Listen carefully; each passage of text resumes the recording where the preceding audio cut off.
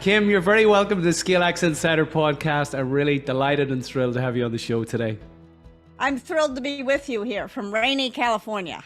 Yeah, look, we're keeping our fingers crossed for the Wi-Fi connection. So let's hope Yes. the next hour it plays ball with us. So you know our vision is to inspire, connect, and enable millions of ambitious leaders of small and medium-sized enterprises to scale with purpose. So Kim, what does scaling with purpose mean to you? So what it means to me is to grow at the right pace, not to be the victim of your investors, which I've been before, but to figure out what's the right way for you to grow in a way that that maximizes joy and your team's ability to continue to grow, that doesn't burn you all out. Yeah, maximizing joy. We talk about growing with joy, flow, and ease, which is sadly Yes. lacking in many scale ups. You've had an incredible career. You've touched on it there, given some of the VC investment that you've had in previous companies, but a very varied career, from running a pediatric clinic in Kosovo to starting a diamond Yes. cutting factory in Moscow to, of course, working with Silicon Valley icons, including Larry Page, Steve Jobs, Sheryl Sandberg. So, what led you to ultimately coaching CEOs and writing your wonderful book? I have a copy here in front of me, Radical Candor. So my whole business career was really just a big plan to subsidize my novel writing habit. And when I decided to write Radical Candor, the two things came together. So I had operating roles at three failed startups. I had been a leader at three failed startups, and then I joined Google. That worked out a lot better, and then I went to Apple. But the thing that has given me the most pleasure, really, and the reason why I did all that is because actually I love to write, and it turns out it's hard to make your living as a writer, and tech is a much easier way to make your living. And so I really wanted, I wanted and the reason why I like to read novels and to write them is because it's the best way that I know of to explore how we can create these environments in which everyone can do the best work of their lives and really love working together. And it turns out you also can explore that by being a manager. And so I was able, when I left having operating roles and sat down to write Radical Candor, which, by the way, I thought I could write in 3 months, and it took me 4 years. It's a slow, arduous process. I was able to really sort of articulate the things that I had thought and tried to put into practice as an operating executive. And the other reason why I wrote the book was because as I became a CEO coach, I found that, people don't scale. Companies scale, but individuals do not scale. And there were only so many people I could coach at one time. And so I really wanted to share the advice with everyone. I wanted to coach everyone, but I couldn't. So it turns out books, ideas scale, companies scale, people do not. Yeah, look, it's a wonderful book. I can understand, having defaced the book, how it took you 4 years to write it. It's been described as the antidote to toxic cultures, and speaks loudly to our own 10th principle of our ScaleX framework, which is positive growth culture. You have a lovely line which says, radical candor gets measured not at the speaker's mouth, but at the listener's ear. So, Kim, share with the listeners, what is radical candor and why is it important for those business leaders listening today? Sure. I want to acknowledge, by the way, like if you Google that phrase, radical candor gets measured not at the speaker's mouth, but at the listener's ear, it all gets attributed to me. But I did not write that line. I stole it. Well, that's very honest of you. And the worst thing is, I don't even know who I stole it from, so I can't give proper credit. Anyway, so radical candor is about caring personally at the same time that you challenge directly.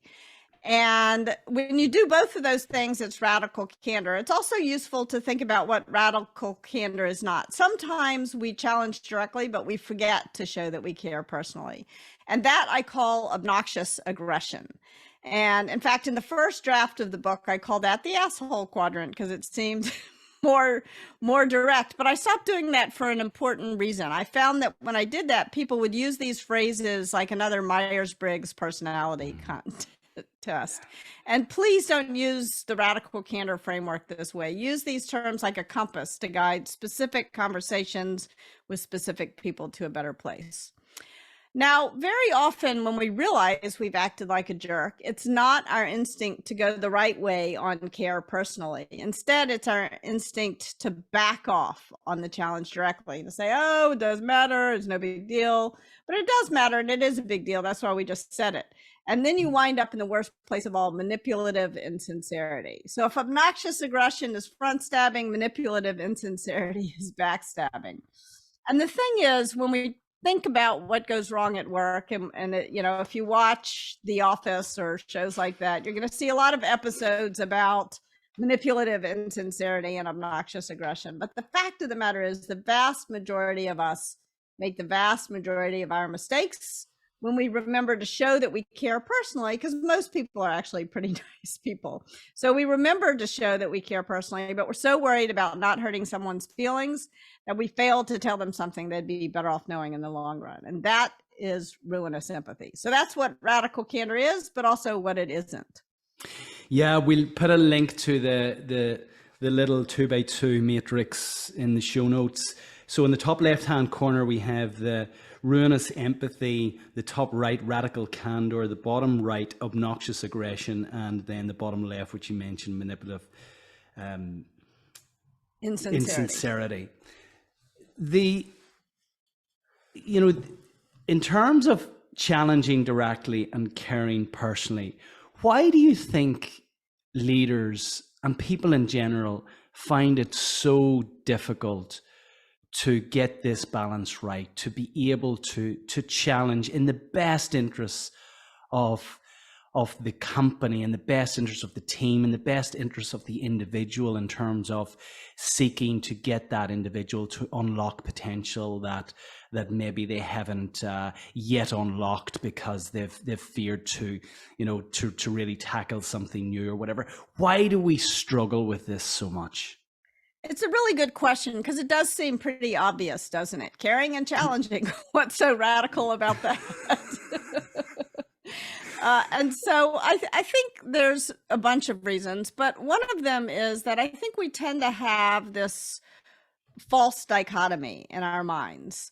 We tend to think you either have to be a jerk who gets things done or really nice but incompetent. In fact, I think the seed of radical candor was sown early in my career when I had started the software company. And I came into the office one day and about 10 people had emailed me the same article about how people would rather have a boss who is really a jerk and an asshole, but really competent, and one who's really nice, but really incompetent. And I thought, are they sending me this because they think I'm a jerk or because they think I'm incompetent? And surely those are not my two choices. But I think we as human beings, we have a bad habit to optimize on only one thing, and not to realize that we can optimize on two things at the same time. And I think that's a big part of the reason, is our propensity for the false dichotomy.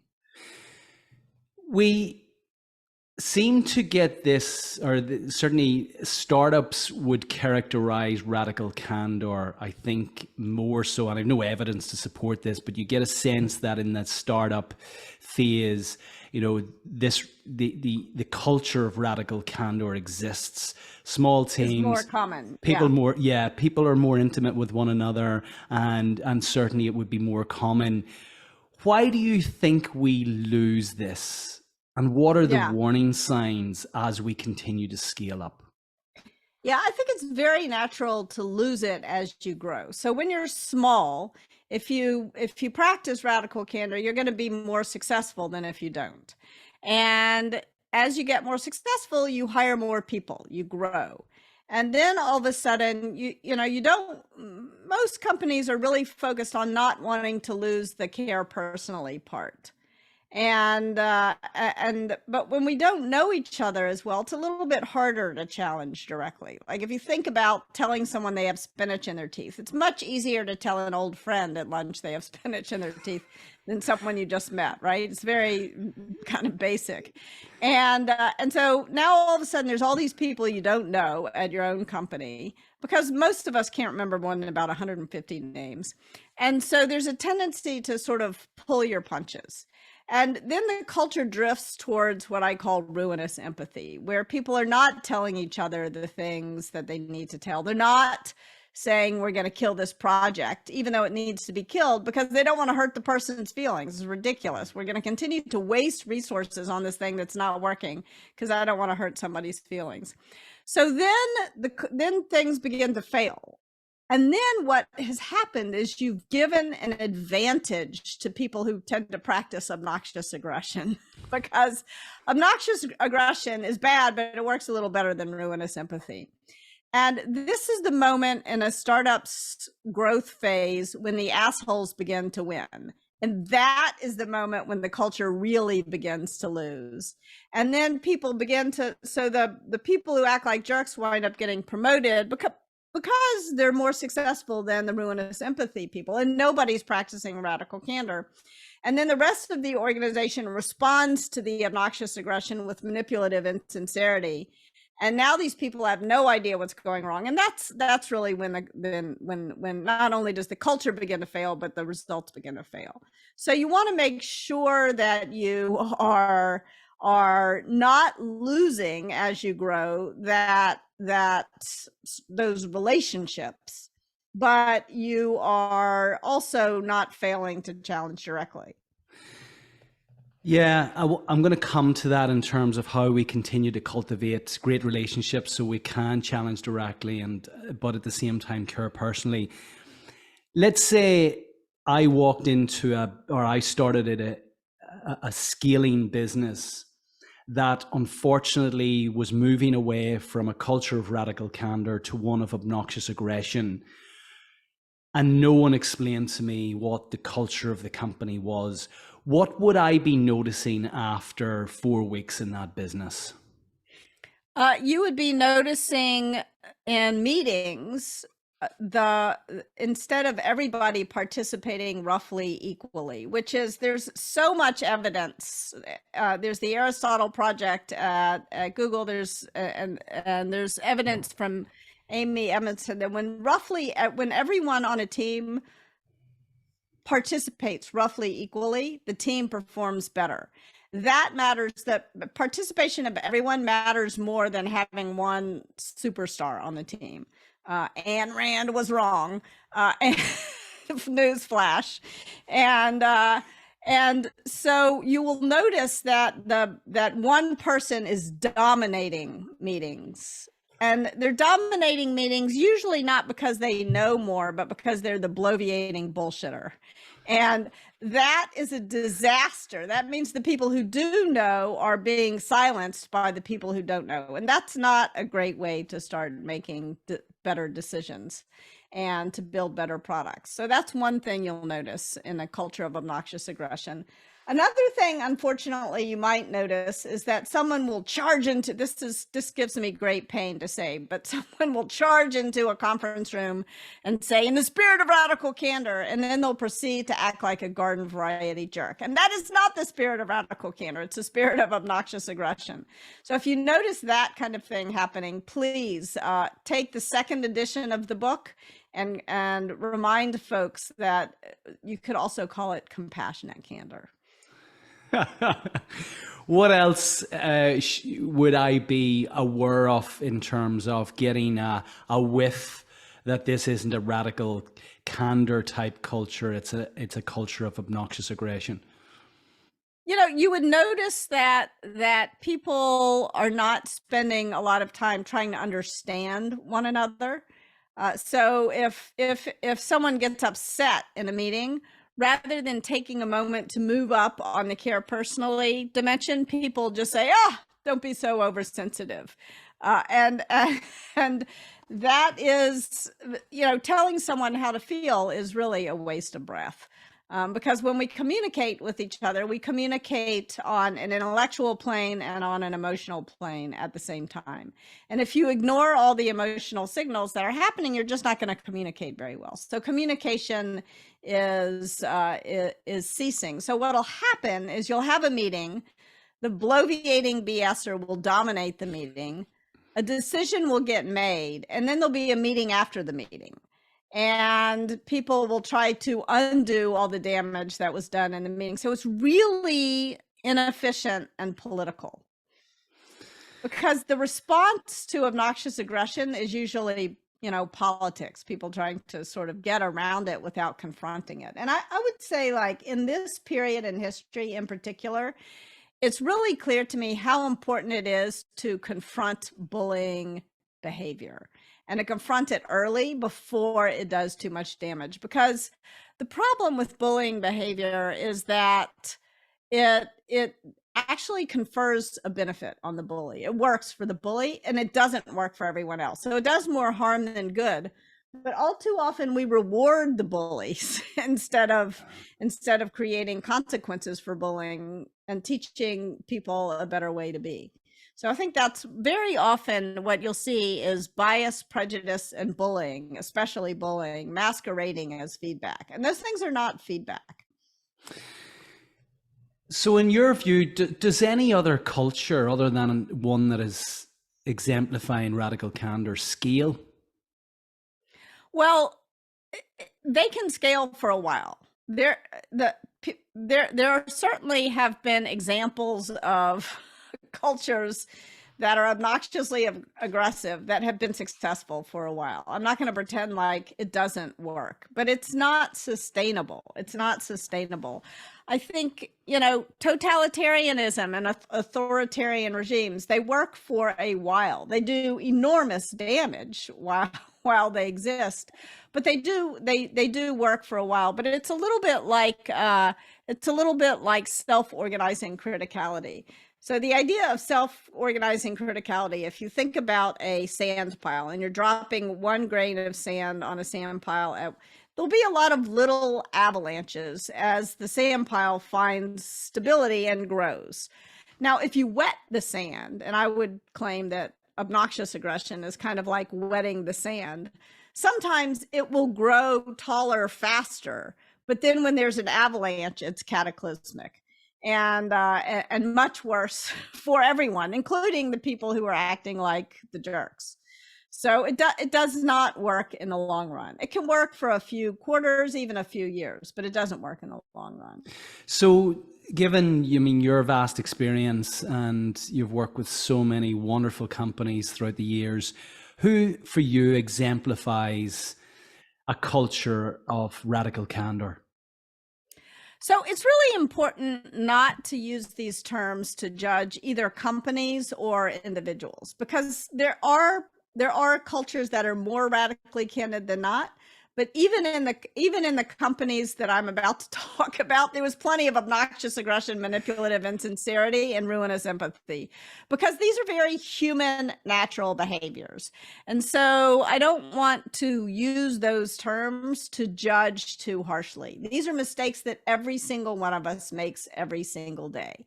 And so the key is to create cultures that when those things happen, we don't sort of chop people's heads off, but we help move things back in the right direction. An example of radical candor that I saw, a couple of examples that I saw when I was working at Google. In the early days, I think Google was particularly good at it. I haven't worked there in, gosh, more than 10 years now. I can't believe it. So I can't say what it's like now. But in the early days, I would see things like, for example, I got into an argument with Larry Page, one of the founders, about an AdSense policy. And I went in to talk to him with Matt Cutts, who was in charge of spam, of eliminating spam, not growing it, shrinking spam, not growing it. And Matt, I had just started at the company, so I was not radically candid. I was pretty quiet in this meeting, but Matt really went to the mat. He started actually yelling at Larry. And I remember getting this pit in my stomach, like, oh my gosh, this person I just met, who is a new friend who I really like. He's going to get fired. He's yelling at the founder. And then I noticed Larry's face, and he had this big grin on his face, like, bring it on. And I realized that Larry was excited and happy that Matt was challenging him, and that was the kind of culture he wanted to build. And that was not the only time I saw something like that. A few years later, the Google was doing a sort of revising the AdWords front end, and 99% of Google's revenue at the time was AdWords. So this was a big deal. It was important to get this right. And Sergey, one of the other founders, wanted to do one thing, and the team wanted to do something different.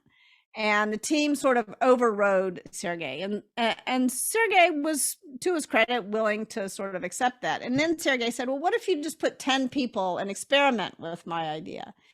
And the team wouldn't agree to that either. And Sergey banged his fist on the table and said, if this were a normal company, you'd all be doing it my way.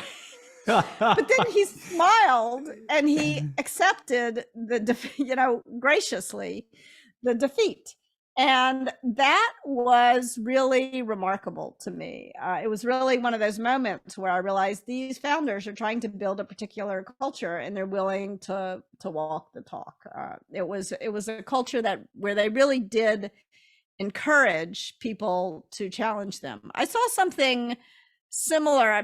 Maybe this example I'm about to give you is a little more obnoxious aggression, but it also is a way of encouraging radical candor.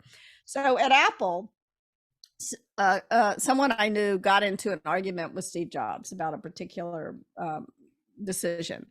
And he argued once, he argued twice, he argued a third time, because Apple also had a culture that really, where even Steve Jobs, for all his reputation of being a tyrannical dictator, he really did encourage people to argue with him. And this was how he did it. So eventually this guy sort of deferred to Steve and said, well, it's his company, we'll do it his way. And it emerged that Steve was wrong, and the other guy. And Steve charged into this guy's office and said, why didn't we do it your way? And the guy, threw up his hands. He said, well, we did it because we did it your way. And Steve banged his fist on the table and he said, and it was your job to convince me I was wrong, and you failed. Brilliant. Brilliant. So there's different ways. And look, that way is not going to work for everyone. Steve Jobs hired people around him who could take that kind of, who didn't mind being treated that way. That certainly would not work for everyone. Yeah, I mean, there's lots in this, and as you're speaking, I'm thinking of the importance here of communicating a vision, and for everyone around that leadership table to understand that they're in service of the vision, not in service of any one particular leader on their team or one particular department, but they're actually there to be radically candid with one another in the best interests of the vision of the company. And also then the other side of that is, a deep understanding of the values of the company, in terms of being able to call Steve Jobs out and to understand whenever I'm in a really good debate here. This might, to the uneducated observer of our values and our culture, this might look like I'm going to lose my job. But actually, I know that after 30 minutes of this debate, we're both going to come out of this room with a better result than respectively we thought we were coming into, and it's a better result for the overall benefit of the company. So in that, Kim, how important is the kind of the clarification of the vision and the understanding of the values to create that environment to allow you to create this, radical candor? Yeah, vision to me is a dangerous word, because while I like the word vision, I also have some skepticism around it, because I think what you really want to do is you want to focus on getting to the best answer. Yeah. And in a particular moment. And yes, there's like at Google, we're going to organize the world's information and make it universally accessible and useful. And that was really important part of the mission and the vision of the company. But at Apple, for example, they pretty explicitly did not have a mission statement. They did not, but there was a vision. It's just that it was shared in more of a, I always forget the difference between inductive and deductive, but it was shared in the little bitty details, not in this grandiose kind of statement. So it was shared in, things like Steve Jobs saying the computer is a bicycle for the mind, and talking about human beings being tool builders, and it's our tools. A person can run not that fast when compared to animals, but if you put a person on a bicycle, they're pretty fast, and you put them in a fighter jet and they're faster than any animal. So I think it's really important to remember the way that you choose as an organization to communicate how you do things. And for my money, I think it's you. I'm a writer, so like I like writing the mission statement and the visions, but it's not necessary. And even if you do write it down, it's more important that you live it out in the little day, every sort of moment to moment experiences that people have. In fact, for me, the origin story of Radical Candor came not in this kind of eureka moment of care and challenge, but it came when I was walking my dog. It came in a 2-minute interaction I had with a stranger. So I had this puppy, and I loved the puppy, and I loved her so much I had never said a cross word. And so she's totally out of control. And she jumped in front of a cab. I pulled her out of the way in the nick of time, and I was standing on the street corner with my heart in my throat. And this man, a perfect stranger, looked at me and he said, "I can tell you really love that dog." That's all he has to do to move up on the care personally dimension of Radical Candor. Yeah. But he says to me, "You're going to kill that dog if you don't teach her to sit." And then he points at the ground, this kind of harsh gesture, and he says, "Sit." Dog sat. I had no idea she even knew what that meant. And I looked up at him in amazement, and he said, "It's not mean, it's clear." And so for me, that was challenging directly and caring personally at the same time. And I couldn't have articulated it in the abstract. It's like you want to live out these ideals in these little interactions day to day to day. It was like Larry grinning at Matt when Matt was challenging him. He was saying, "Bring it on. This is the kind of culture I want." Sergey being willing to, he was frustrated and he was allowed to express his human frustration, but being willing to defer to the team and actually kind of celebrating that. Yeah, and I love the story in the book about the puppy. It really resonates. I took I took parentage of a young German Shepherd puppy recently, and I have exactly that same experience in terms of it lunging out of traffic and then Googling on YouTube the importance of, at that moment, really disciplining strongly, because ultimately, you know, you could have a dead puppy in your hands, and when you take that into the culture, I mean, that's happening all the time. There's people lunging out, but you don't have often the culture doesn't allow or permit this stranger or another team member to come over and challenge. We don't have this language of cure personally and challenging directly. So getting super practical, Kim, how do leaders begin, and especially leaders of small and medium-sized enterprise, where maybe in the larger corporates, you know, this language is more common, but for the business leaders of small and medium-sized enterprise, where, you know, these leaders are incredibly busy. I'm not suggesting that those in the larger companies aren't. They're incredibly busy. They're dealing with lots of operational issues right across the business, while at the same time aiming to scale, maybe not getting the sleep that they should. So their tendency is to be a little bit more vulnerable. So you might tend to stray on the obnoxious aggression because you're tired, or, you know, how do we advise these listeners who are scaling businesses, who want to bring in this culture at a really super practical level? What are a number of things they can begin doing? Yeah, so you touched on a lot of really important things there. One is the most important thing you as a leader can do is to stay centered so that you don't wind up in obnoxious aggression. And so I recommend, like, sit down and write down what is your recipe? What are the things that you need to do on a daily, weekly, monthly, quarterly, annual basis in order to stay centered? For me, I need 8 hours of sleep, sometimes 9. I need to exercise at least an hour every day, and I need to have a conversation with someone I love. Those are the things I need to do. You know, if I skip one thing one day, it's okay, but those are the things I need to do on a daily basis. And when I'm really stressed, I might need to exercise twice in a day, not once.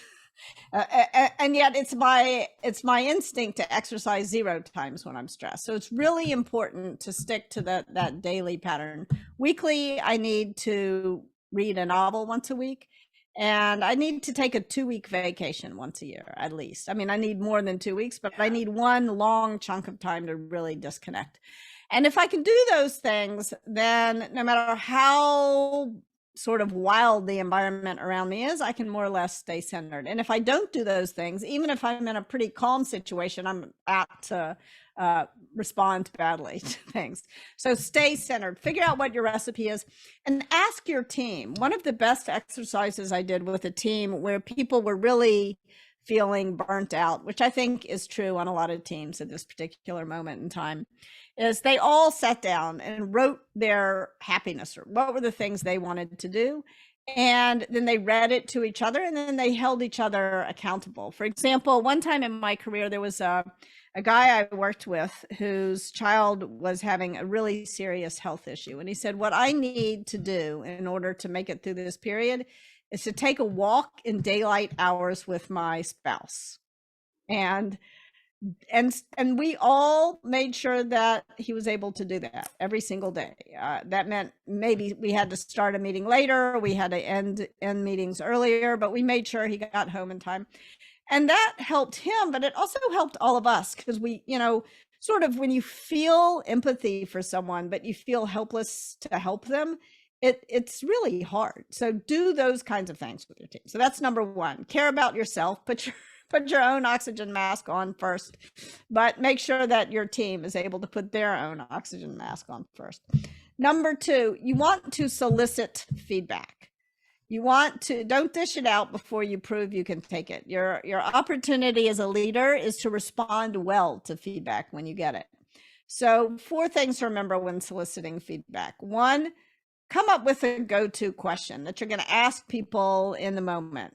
One of the questions that I like to ask is, what could I do or stop doing that would make it easier to work with me? But do not write down my question, because if you sound like Kim Scott, people will not believe that you really want. You got to write down your question.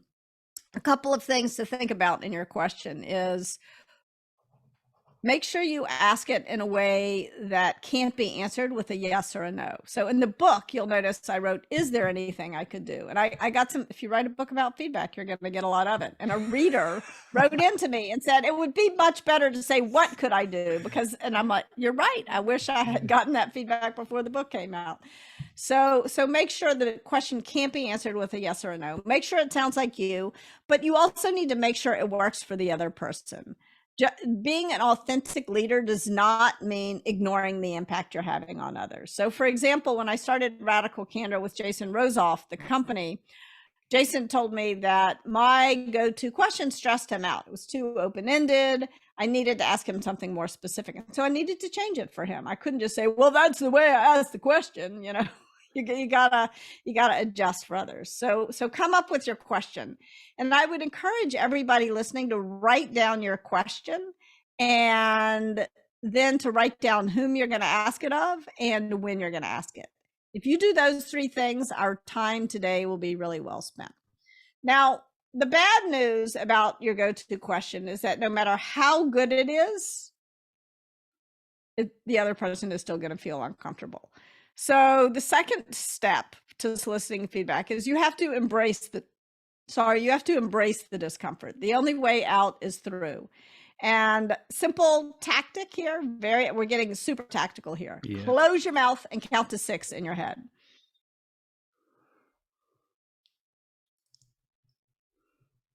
I made it all the way to 6 there. That's the first time I've ever done that. Usually people jump in and say something.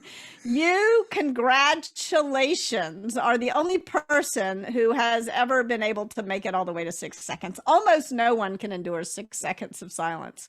So if you can manage to remain silent for 6 seconds, usually the other person will jump in and say something. And it may not be the most profound thing, but they've said something. So now success. However, your next step is to make sure that you're listening with the intent to understand, not to reply. Because this is normal for you to feel defensive. Even though you just solicited feedback, when you get it, you're likely to feel defensive. And that's okay. It doesn't mean you're a lesser mortal. It doesn't mean you're shut down to feedback. It just means you're human. And that's okay. Being human is part of radical candor. So what you want to do is you want to either repeat back what you think you heard, or you want to ask some follow-on questions to what you think you heard.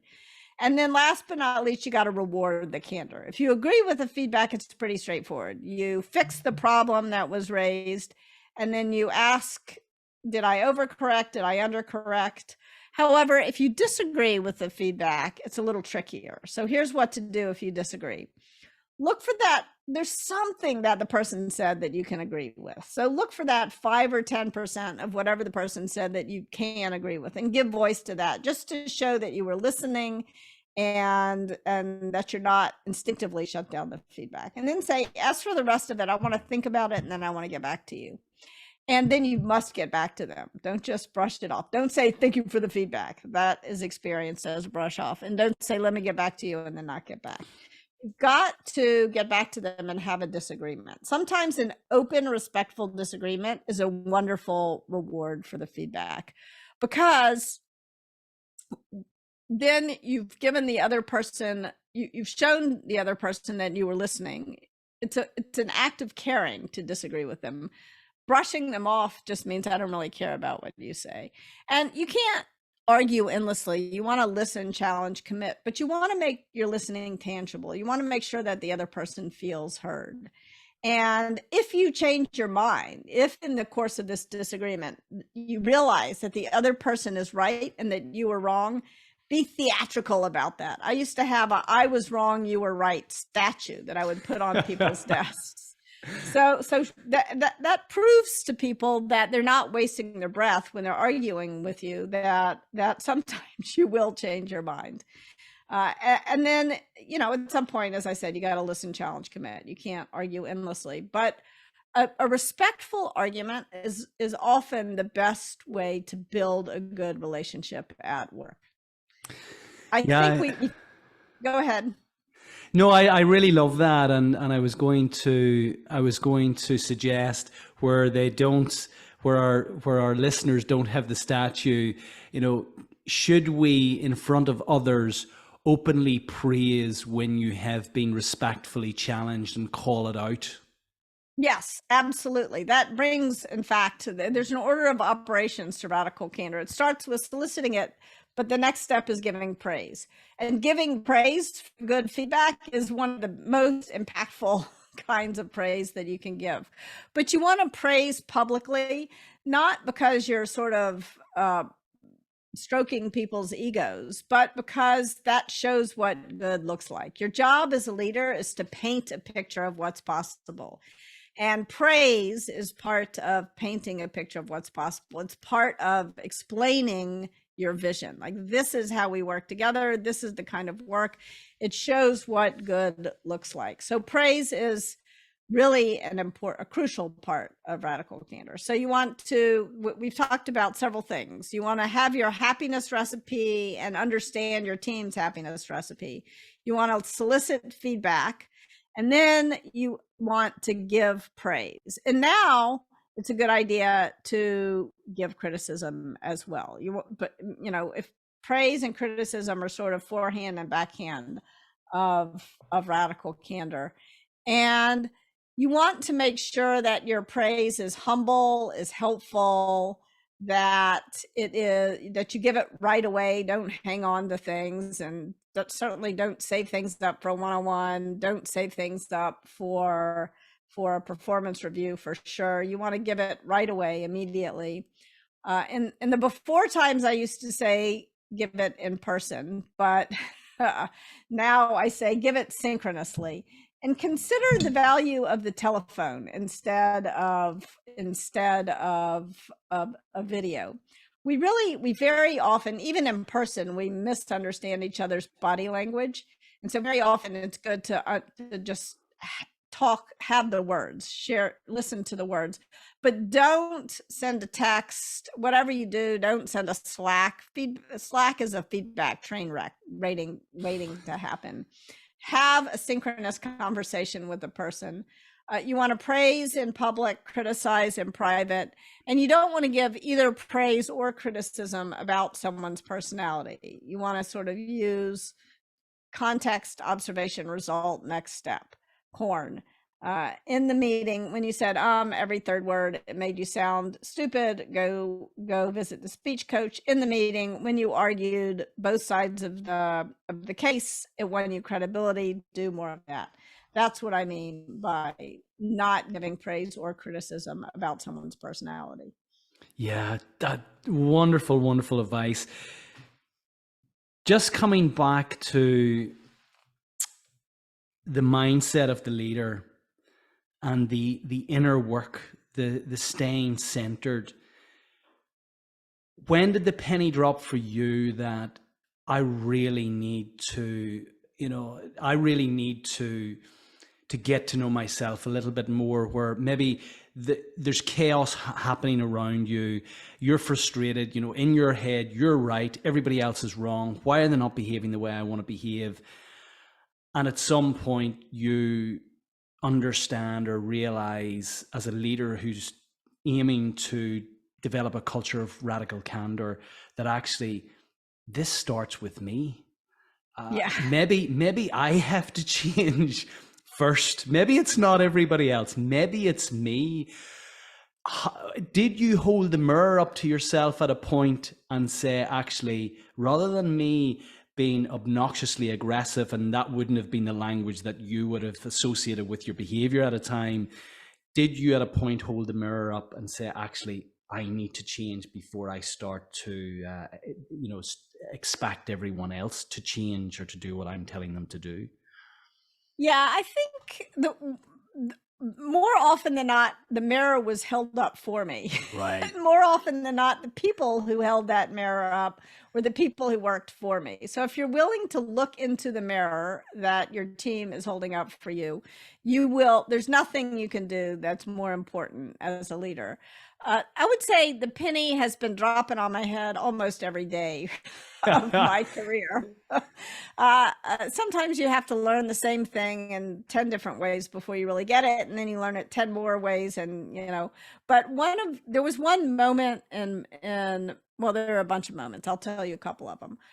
I remember early in my career, I was at a startup, and the CEO of that startup he was obnoxiously aggressive. He was so mean, basically. I remember I shrunk. He was so belittling that I literally physically shrunk half an inch. And I always promised that if I were in charge, none of those things would happen. Everything would be so much better. And I actually quit that company and started one of my own.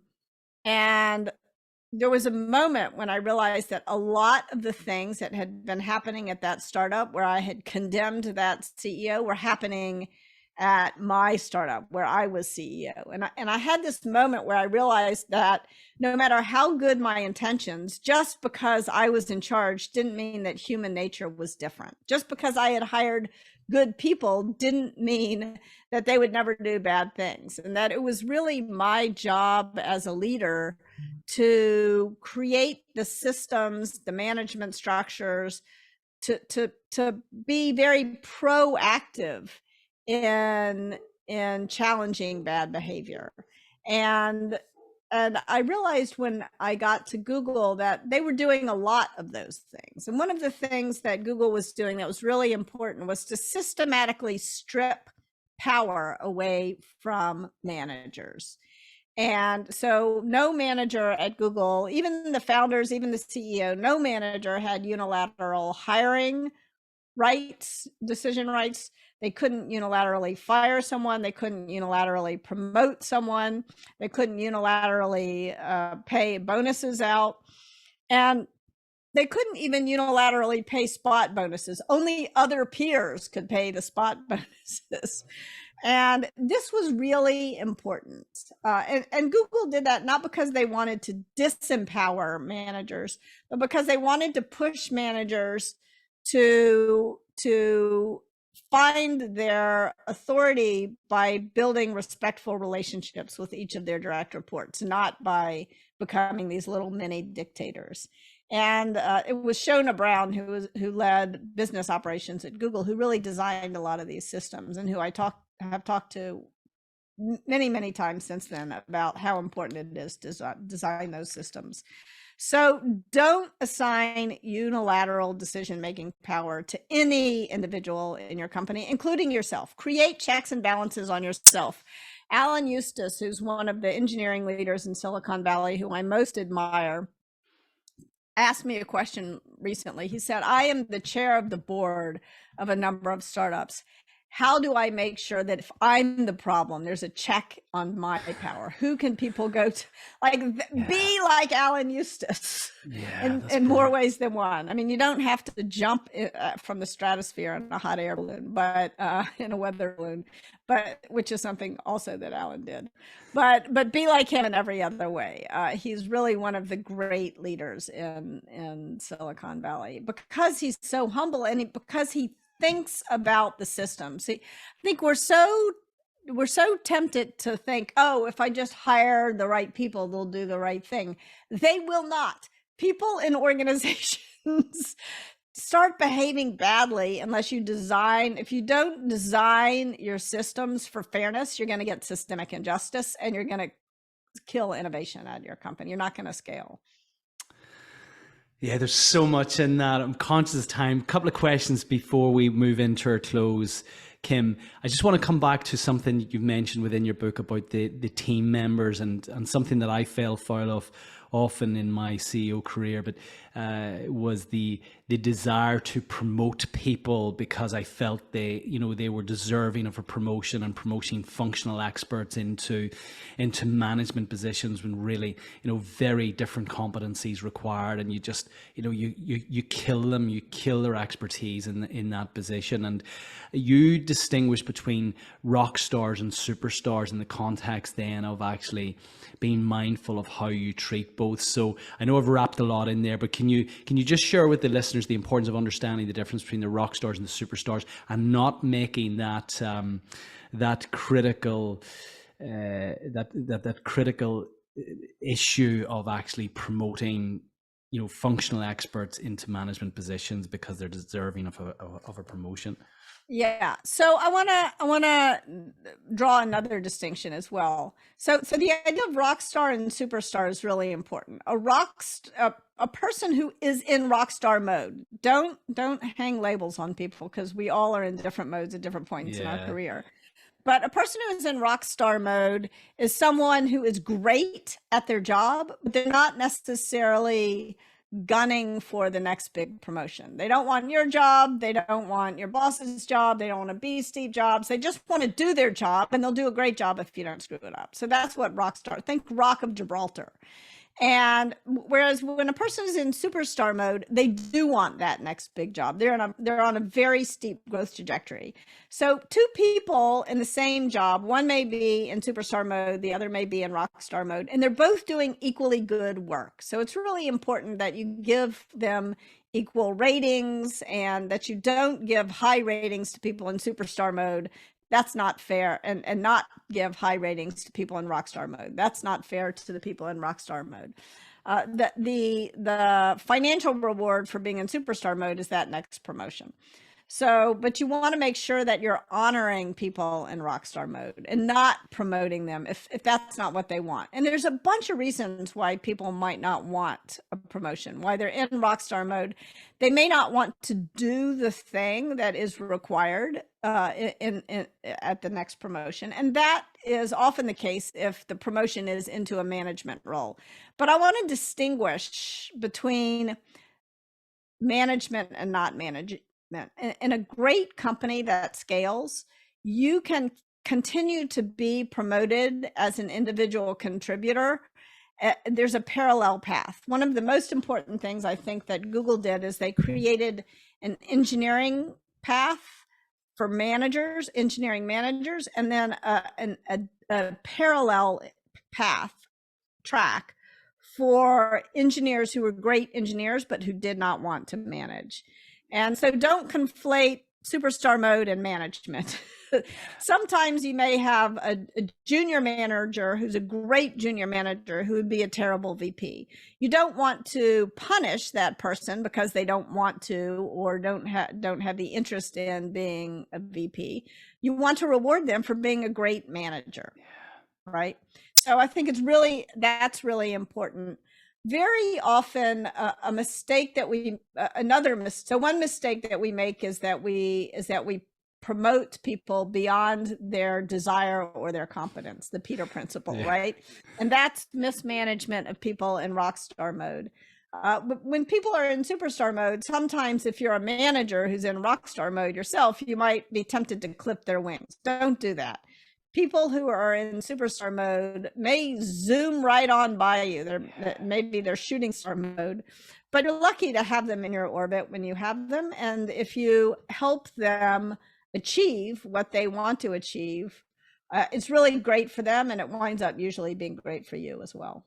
Yeah, and that's a whole nother podcast in terms of what those managers must do in order to be selfless in being the star makers and not seeking to be the star by constantly clipping those underneath you, so there's so much in that.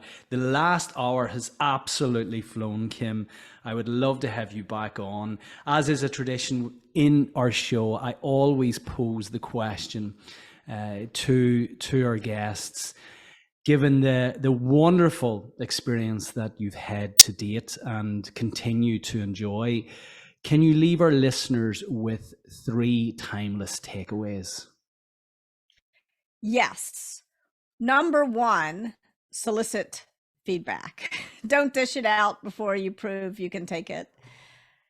Number 2, give praise. Focus on the good stuff. Your job as a leader is to paint a picture of what's possible, and praise is more important than criticism for that. And number 3, give criticism that is kind and clear, that helps people grow. Yeah, love those. Kim, what's next for you? I am writing a novel in which I solve all the world's problems. Brilliant. I think there's so much pessimism and negativity. And as my children look forward, I have kids who are 13, look forward to the future, that they can sometimes be a little cynical, which partly is age appropriate. But also, I think there's what to be distressed about. And I think it's really positive target identification is something that I have really believed in my whole career. What I mean by positive target identification is if you're skiing through the trees, you want to look at the gap in the trees. You don't want to look at the trees. You want to look at the way you're going to get through this. You don't want to look at all the disasters. I mean, you want to be aware of the disasters. I'm not saying be in denial, be aware of the trees so you don't hit them. But if you focus too much on them, it's actually more likely that you'll hit them. So this is my effort to imagine a world that is truly fair and reasonable. I wish you every success with that, and sound advice as I depart to go skiing next week. So I'll remember. I love that. Indeed. So for anyone, Kim, who wants to reach you, how best to connect with you or find your work? Yeah, radicalcandor.com is our website. And you can also, I have a new book, which I'm going to encourage people to check out. It's called Just Work. And the website there is justworktogether.com. So follow, you can sign up for our newsletters. You can, Twitter may blow up, but in the meantime, it's at Kim Ball Scott. I'm I'm less and less on Twitter, and I'm on LinkedIn more and more. Brilliant. Well, look, we Also Mastodon and Post, but who has time for all of this? Indeed, yeah, I get those are new to me as well. So we'll put links to those in the show notes, Kim. Look, it's been an Great. absolute privilege to host you on the show today. Congrats again. I just love your book. For all of the listeners, I encourage you to go and grab a copy of Radical Candor and the other works of Kim. Kim, I wish you all the very, very best with your novel, and I look forward to keeping in touch. Thank you so much. Really enjoyed the conversation. Thank you so much, Kim.